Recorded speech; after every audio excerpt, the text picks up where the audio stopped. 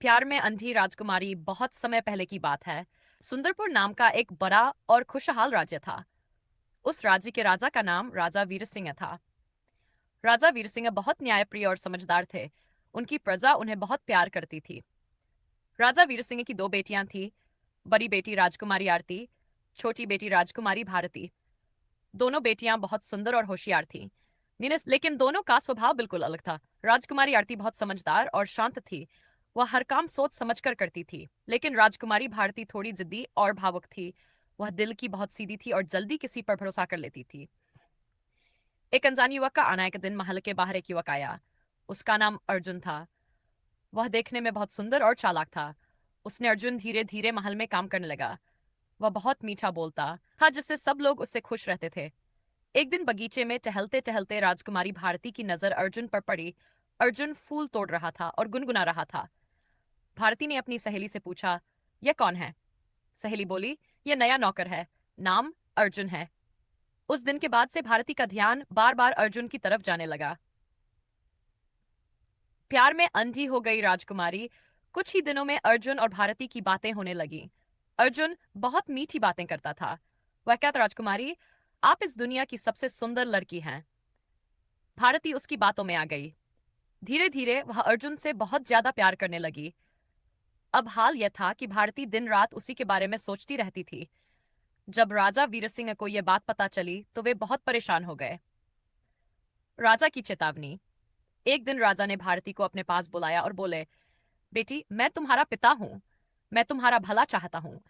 उस अर्जुन से दूरी बना लो। मुझे उस पर भरोसा नहीं है। लेकिन भारती तो प्यार में अंधी हो चुकी थी। वह बोली, नहीं पिताजी, मैं अर्जुन को नहीं छोड़ूंगी। वह बहुत अच्छा है। राजा ने फिर समझाया, बेटी, दुनिया में हर मीठा बोलने वाला अच्छा नहीं होता। लेकिन भारती ने जिद पकड़ ली, मैं अर्जुन को कभी नहीं छोड़ूंगी। यह सुनकर राजा बहुत दुखी हो गए। बड़ी बहन की चिंता राजकुमारी आरती को भी अर्जुन पर शक होने लगा था। एक दिन उसने भारती से कहा, बहन, मुझे लगता है अर्जुन कुछ छुपा रहा है। तू थोड़ा सावधान रह। लेकिन भारती ने हंसकर कहा, तू बेकार में डर रही है। अर्जुन बहुत अच्छा है। आरती ने मन ही मन सोचा, मुझे इस अर्जुन की सच्चाई पता लगानी ही होगी। एक बड़ा राज छुपा था। उसी रात आरती ने देखा कि अर्जुन महल के पीछे किसी अजनबी आदमी से चोरी छिपे बात कर रहा है। आरती पेड़ के पीछे छुपकर उनकी बातें सुनने लगी। अजनबी आदमी बोला, जल्दी काम खत्म करो वरना हमारा राज खुल जाएगा। यह सुनकर आरती चौंक गई। अब उसे यकीन हो गया कि अर्जुन कोई बड़ा राज छुपा रहा है। थोड़े से गांव में दो पक्की सहेलियां रहती थी। उनके नाम थे गुड़िया और पिंकी। दोनों की दोस्ती इतनी गहरी थी कि गांव वाले कहते थे, जहां गुड़िया वहां पिंकी जरूर।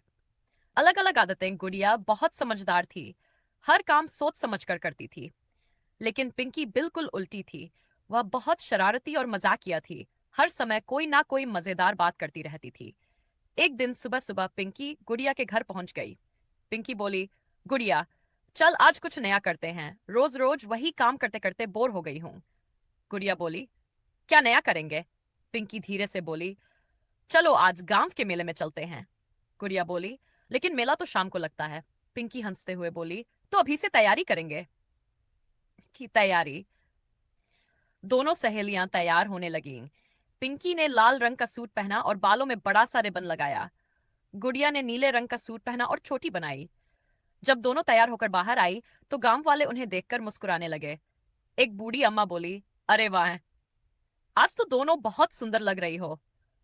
पिंकी हंसकर बोली, अम्मा, आज हम मेले में धमाल मचाने वाले हैं। पहली मजेदार गड़बड़ी। शाम को दोनों मेले में पहुंची। मेले में बहुत भीड़ थी। झूले लगे थे, मिठाई की दुकानें थी, खिलौनों की दुकानें थी। पिंकी की नजर गोलगप्पे वाले पर पड़ी। पिंकी बोली, गुड़िया, पहले गोलगप्पे खाते हैं। दोनों गोलगप्पे खाने लगीं। पिंकी ने जल्दी जल्दी गोलगप्पे खाए। एक, दो, तीन, चार। अचानक उसने बहुत तीखा गोलगप्पा खा लिया। पिंकी चिल्लाई, पानी, पानी, आग लग गई। गुड़िया हंसते हंसते बोली, अरे धीरे खाओ। पास खड़े लोग भी हंसने लगे। झूले वाली गड़बड़ी। पिंकी बोली, चलो अब बड़े झूले पर बैठते हैं। गुड़िया बोली, मुझे डर लगता है। पिंकी बोली, अरे मैं हूं ना। दोनों झूले पर बैठ गई। जैसे ही झूला ऊपर गया, गुड़िया डरकर चिल्लाने लगी, मुझे नीचे उतारो। और पिंकी हंसते हंसते बोली, अरे अभी तो मजा शुरू हुआ है। लेकिन तभी चूल्हा अचानक रुक गया। दोनों ऊपर ही फंस गई। अब नीचे खड़े लोग उन्हें देखकर हंस रहे थे। पिंकी बोली, गुड़िया, लगता है आज की शरारत भारी पड़ गई। आगे क्या होगा? क्या दोनों झूले से नीचे उतर पाएंगी?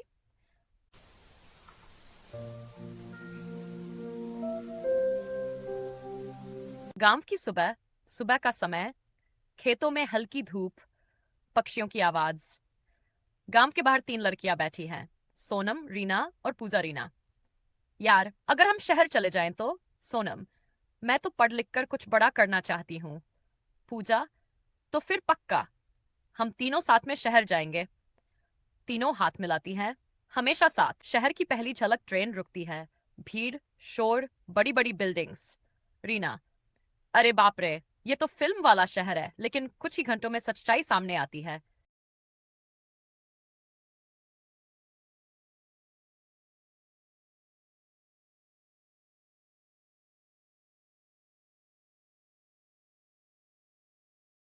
सोनम, हम खुद का काम क्यों नहीं शुरू करते?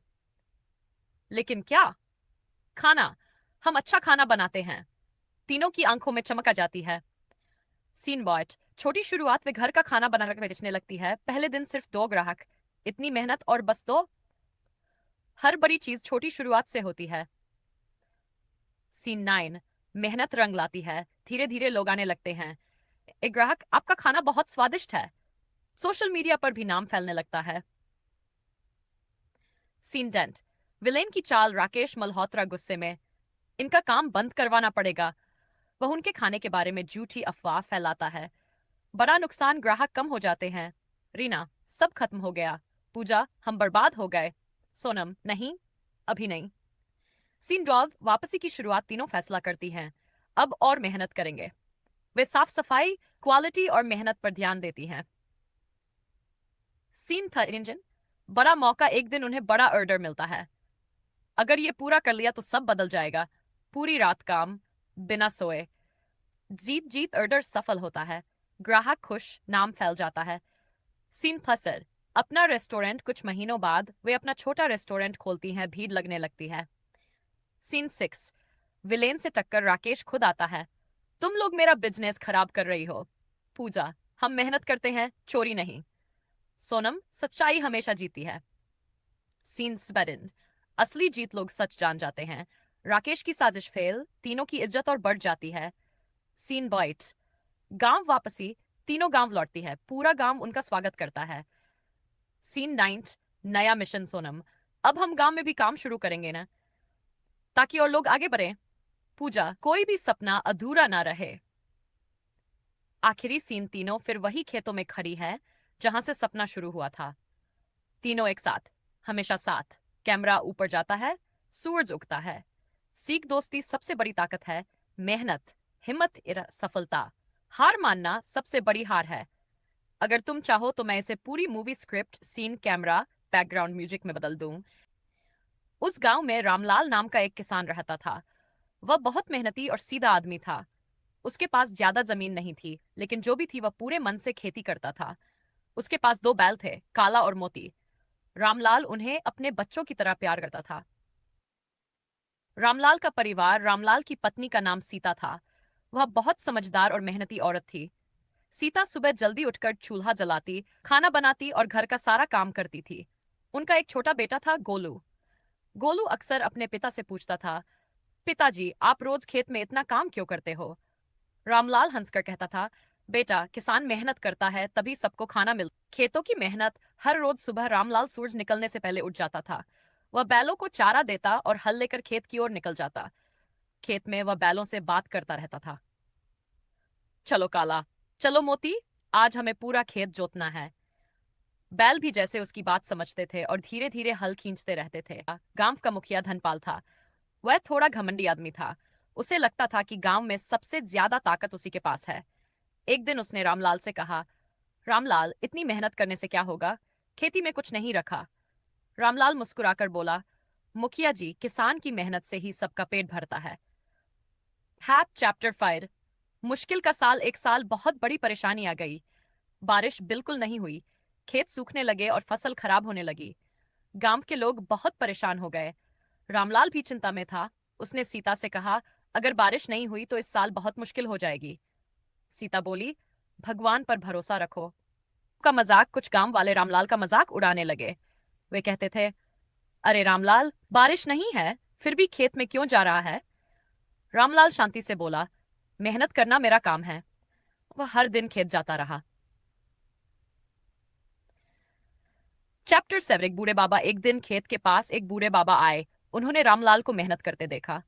बाबा बोले, बेटा तुम इतनी मेहनत क्यों कर रहे हो? रामलाल बोला, क्योंकि किसान हार नहीं मानता। बाबा मुस्कुराए और बोले, तुम्हारी मेहनत जरूर रंग लाएगी। बारिश का चमत्कार। एक दिन अचानक आसमान में काले बादल छा गए। तेज हवा चलने लगी और थोड़ी देर में जोरदार बारिश शुरू हो गई। गांव के लोग खुशी से नाचने लगे। रामलाल और सीता की आंखों में खुशी के आंसू आ गए।